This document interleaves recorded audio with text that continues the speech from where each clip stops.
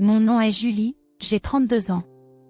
J'ai divorcé il y a 3 ans de mon ex-mari Jacob en raison de son infidélité, mais récemment, je me suis remariée et, grâce à mon mari actuel, je vis une vie heureuse en profitant de chaque moment. Cependant, les souvenirs des moments difficiles semblent ne jamais me laisser en paix. Jacob avait l'habitude de se comporter comme s'il était le maître de la maison et me traitait comme une employée, même quand j'étais fatiguée par le travail.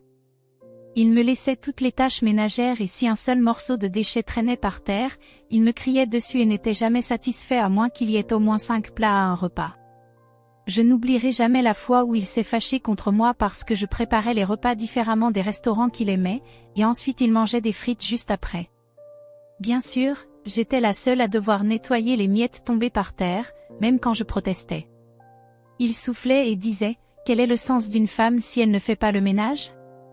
Il continuait à me rabaisser avec ses mots et mon estime de moi ne cessait de diminuer. Il n'était pas comme ça avant notre mariage. Juste au moment où j'en avais assez de cette vie quotidienne, Jacob a demandé le divorce. La raison était sa liaison. Il ne me disait pas qui était la partenaire de l'affaire, et je ne me souciais pas de le savoir. J'étais tellement épuisée. « Très bien, je vais divorcer de toi », ai-je dit. Après avoir accepté le divorce, j'ai mis fin à notre court mariage de 2 ans. En y repensant, je me demande comment Nancy va. J'ai interrompu mon rangement et murmuré pour moi-même. Nancy a été ma meilleure amie depuis le lycée. Après le divorce, elle m'a écoutée et m'a beaucoup encouragée. Je devrais inviter Nancy à prendre un café après mon déménagement. J'ai été tellement occupée que je ne lui ai même pas parlé de mon nouveau mariage. Depuis que j'ai déménagé juste après le mariage à cause du travail de mon mari, seuls mes proches savent que je me suis remariée. Je dois beaucoup à Nancy, donc je dois lui en parler correctement. Je dois me concentrer sur les moments heureux, pas sur les difficiles. Changement de ton, j'ai commencé à fredonner une mélodie et à emballer mes affaires à nouveau. 2 mois après le déménagement, je prenais un café en feuilletant un magazine. Maintenant que je me suis adaptée à mon nouveau travail et à la région, j'ai commencé à penser à retrouver Nancy en personne. Rien que chercher des restaurants et des cafés recommandés était amusant. Je dois la contacter et vérifier nos horaires. Cela faisait un moment que nous ne nous étions pas vus et j'étais un peu nerveuse. Quand j'ai pris mon téléphone pour envoyer un message à Nancy, l'interphone a sonné dans la pièce silencieuse. Comme je venais d'emménager et ne connaissais pas beaucoup de gens, j'ai pensé que c'était un vendeur, mais quand j'ai vérifié, c'était un policier qui se tenait là. Y a-t-il eu un incident ? Me suis-je demandé, mais j'ai ouvert la porte. Un homme a signalé plusieurs cas de harcèlement de votre part. Savez-vous quelque chose à ce sujet ? Je suis restée sans voix face à une question aussi inattendue. Apparemment, l'homme recevait presque quotidiennement des lettres pleines de déclarations d'amour et d'autres types de harcèlement suggérant des intentions romantiques. Je leur ai dit qu'il devait y avoir une erreur, car je venais à peine de m'installer dans la région, mais le plaignant m'avait spécifiquement nommé, les obligeant à vérifier l'accusation. J'ai demandé qui était le plaignant, mais l'agent a répondu, en s'excusant, « Désolé, nous sommes ici uniquement pour vérifier en raison des plaintes répétées, nous ne pouvons pas encore divulguer le nom du plaignant. » J'étais perplexe face à cette déclaration, mais j'ai compris que les policiers faisaient simplement leur travail. Je me suis rassurée avec cette pensée. Après tout, comme je n'avais rien fait de mal, je devais juste rester confiante. Finalement, ils se sont convaincus que je venais de m'installer et ont dit, « Si nous découvrons quelque chose, nous reviendrons vous informer. » Avec ces mots, le policier est parti. Ensuite, je me suis jetée sur le lit de la chambre. J'ai balancé mes jambes dans les airs et enfoncé mon visage dans l'oreiller en gémissant. Le fait étrange que quelqu'un m'ait spécifiquement nommé a provoqué un inconfort indescriptible. Pourquoi ? Comment cela ? C'est effrayant. J'ai réfléchi à cela et, avant de m'en rendre compte, la journée commençait à s'assombrir. Je pensais contacter Nancy, mais maintenant je n'en avais plus envie. Soupirant profondément, j'ai forcé mon corps lourd à se lever pour ranger les affaires. J'étais perdue dans mes pensées sur ce qui s'était passé la veille. Après que la police soit partie, j'ai parlé à mon mari quand il est rentré à la maison et il m'a assuré qu'il devait s'agir d'un malentendu. Cela m'a aidé à retrouver un peu d'énergie, Mais dès que mon mari est parti travailler et que je suis restée seule, les sentiments sombres sont revenus. C'est alors que ça s'est produit. J'ai reçu un appel sur mon téléphone d'un numéro non enregistré. J'aurais pu ignorer l'appel, mais un mauvais pressentiment m'a poussé à répondre. Julie, ça fait longtemps qu'on ne s'est pas parlé. J'ai halté en entendant la voix familière, c'était mon ex-mari Jacob. En entendant mon silence, Jacob s'est moqué. Alors, tu n'as toujours pas admis que tu me harcèles? Je suis déçue par la police. Je leur ai dit de t'arrêter vraiment. Ces mots m'ont immédiatement fait réaliser que l'incident d'hier était l'œuvre de Jacob. C'est toi qui as fait ce rapport bizarre à la police, ai-je accusé. En réponse à ma question, Jacob a simplement dit « oui » et a poursuivi avec une accusation sans fondement. Tu t'es installé ici parce que tu as encore des sentiments pour moi, n'est-ce pas? Tout le monde autour de moi est choqué. Son arrogance habituelle était irritante, surtout en sachant qu'il était probablement en train de sourire au téléphone. Et d'après ses paroles, il semblait qu'il répandait des rumeurs selon lesquelles je le harcèlerais. Moi, harcelant Jacob, c'est une blague. Les souvenirs douloureux du passé ont ressurgi, et j'ai lutté pour rester calme tandis que la colère grandissait en moi. Ça fait 3 ans que nous avons divorcé. De quoi parles-tu? En plus, je suis à nouveau mariée. Jacob a simplement ri, comme si ma déclaration ferme était un mensonge. Si la police ne peut pas gérer cela, nous devrons régler cela directement, a-t-il dit, proposant une rencontre. Le lieu était un café. Très bien. Je n'ai rien à cacher, après tout, ai-je décidé de répondre à l'assignation avec colère et je suis allée au café. En rétrospective, je regrette d'avoir agi si précipitamment. Quand je suis arrivée au café, Jacob m'attendait à l'entrée. Il portait un costume que même moi je pouvais dire qu'il était cher, un changement par rapport au passé. Tu n'as pas devenu plus belle? Je pouvais sentir son parfum alors que Jacob me regardait, me mettant mal à l'aise. Arrête avec ça, dis-je en fronçant les sourcils. Jacob haussait simplement les épaules. Encore aussi ennuyeuse qu'avant, à ce que je vois. Avalant les mots « occupe-toi de ta vie », je suivis Jacob à l'intérieur. Nous nous sommes dirigés vers une table qu'il avait déjà réservée, et pour mon choc, il y avait quelqu'un d'inattendu assis là. « Nancy, pourquoi es-tu ici ?» Oui, c'était ma meilleure amie Nancy assise là. Jacob et Nancy ont échangé des sourires malicieux en voyant ma réaction surprise. Je suis mariée à Nancy.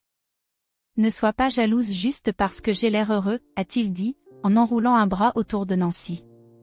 À son poignet, il y avait une montre de luxe ostentatoire qui semblait déplacée. Oh, ça? Je dirige maintenant ma propre entreprise, grâce à Nancy, bien sûr.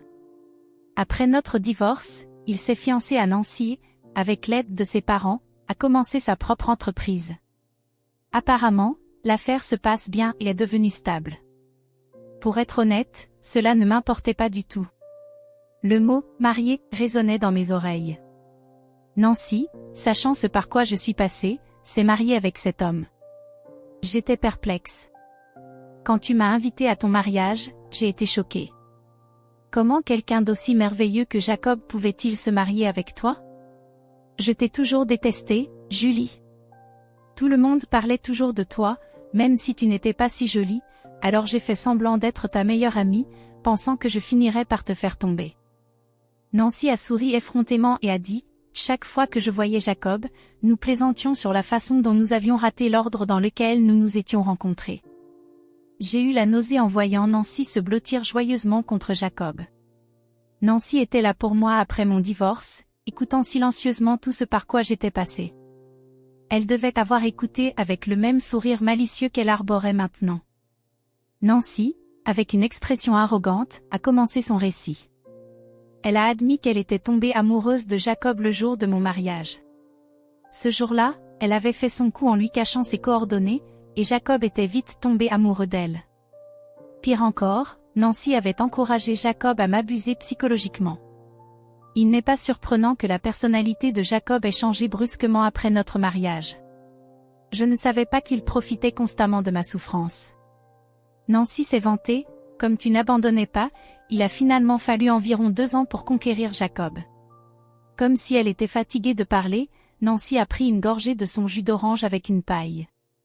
J'étais trop choquée pour dire un mot à Nancy. Maintenant, au point principal, peux-tu arrêter de suivre Jacob? J'ai été surprise de te voir l'autre jour, mais déménager ici juste pour harceler Jacob après 3 ans de divorce est effrayant. Contrairement à toi, nous profitons d'un mariage heureux et amoureux, alors abandonne une fois pour toutes. Au ton de Nancy, il semblait qu'elle avait déjà supposé que je m'étais installée dans cette région après les avoir vus. De plus, Nancy était convaincue que je m'étais installée ici pour harceler Jacob. À ce stade, qu'il croie ou non en moi n'avait plus d'importance. Mon esprit était ailleurs. Je luttais pour ne pas exploser de colère contre eux.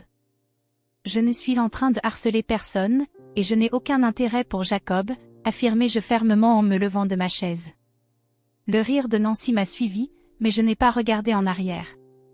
Presque 2 mois plus tard, j'ai reçu un appel de Jacob. M'attendant à cela, j'ai répondu au téléphone. Jacob semblait paniqué, et je ne pouvais m'empêcher de sourire.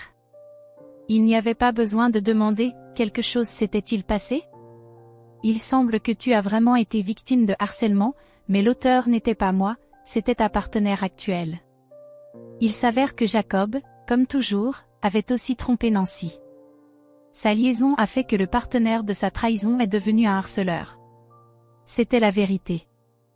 Jacob, affligé par mes paroles, a expliqué la situation en mêlant excuses. Il s'avère que Jacob savait depuis tout le temps que le harcèlement était l'œuvre de son partenaire. Cependant, si Nancy découvrait cela et que cela menait à un divorce, il perdrait le soutien de ses parents. En entendant Nancy parler de mon déménagement dans cette région, il a vu une opportunité de détourner son attention en m'accusant d'être la harceleuse. Apparemment, c'était l'idée de Nancy de me nommer spécifiquement dans le rapport de police et de me convoquer au café, et Jacob a senti qu'il ne pouvait pas refuser. Entre l'art dans les mensonges, le Jacob typique s'est retrouvé dans ce piège. Je n'aurais pas dû te traiter comme une harceleuse, mais il n'était pas nécessaire de le faire, Jacob criait avec angoisse au téléphone. Il était en plein chaos. J'entendais des coups frapper à une porte et une voix féminine, probablement celle de Nancy, en arrière-plan. Étant donné la situation, il devait être barricadé dans sa propre chambre. C'était une vision lamentable. Je répondis, je n'ai fait que dire la vérité à Nancy, en faveur de mon ancienne meilleure amie. Jacob devait se référer à ça lorsque j'ai envoyé une photo spécifique à Nancy accompagnée d'un message disant « Je vais demander des dommages-intérêts, merci ». La photo montre la partenaire actuelle de Jacob dans l'affaire de harcèlement et eux entrant ensemble dans un hôtel. J'ai été surprise de te voir aller à un hôtel alors que tu étais harcelé, dis-je, incrédule. Jacob répondit, je n'avais pas le choix. Elle a menacé d'aller directement voir Nancy et de demander le divorce si je ne la rencontrais pas. La raison pour laquelle j'avais ces photos à disposition était grâce à mon mari. Mon mari actuel travaille comme détective. Il venait d'ouvrir son propre bureau, et nous avons déménagé dans cette région pour cette raison. Mais qui aurait cru que son premier cas impliquerait mon ex-mari?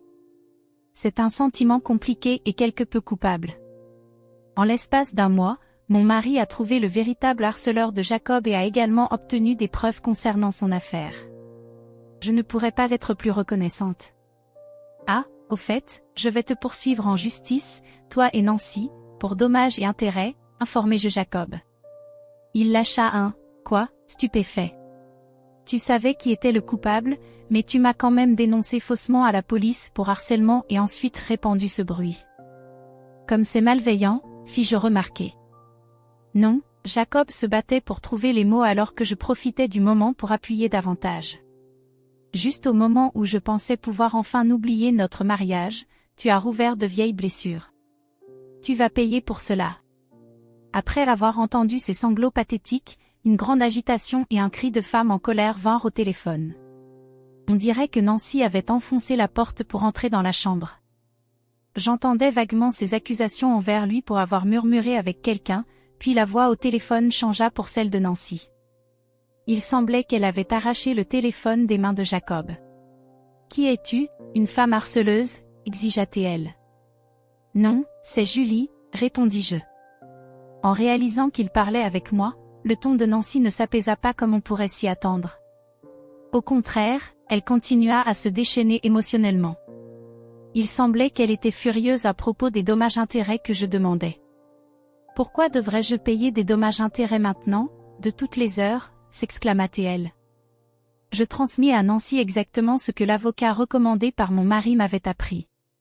J'ai été très embarrassée par la fausse rumeur répandue par Jacob et Nancy. Je viens d'informer Jacob que je vais aussi te poursuivre pour diffamation, ajoutai-je. Nancy était presque en larmes. Espèce d'intéressée. Ne gâche pas mon bonheur, pleura-t-elle. Ce que l'on donne revient, répondis-je froidement. Elle avait visé Jacob par jalousie et comploté contre moi après le divorce. Elle avait fait semblant d'être une bonne amie tout en se moquant secrètement de moi. Je ne pourrais jamais leur pardonner. Je ne paierai aucun dommage, déclara-t-elle de façon défiante. Lorsque j'ai été convoquée à la cafétéria, j'avais un enregistreur vocal dans mon sac. Je l'ai allumé pour me défendre, mais j'ai découvert de manière inattendue que Nancy était la partenaire de l'affaire de mon divorce de 3 ans auparavant. J'ai tout enregistré, et même cet appel téléphonique est enregistré. Peu importe ce que tu dis, tu feras face aux conséquences de tes actes, déclarai-je fermement. Si nécessaire, j'utiliserai ces enregistrements comme preuve pour faire payer Nancy et Jacob. J'ai inclus la carte de visite de l'avocat avec les photos que je voulais envoyer. Veuillez communiquer par son intermédiaire à partir de maintenant. Sans écouter la réplique de Nancy, je raccrochai. Avec le clic de fin d'appel, je sentis que je venais enfin de clore le chapitre de mon divorce de 3 ans auparavant.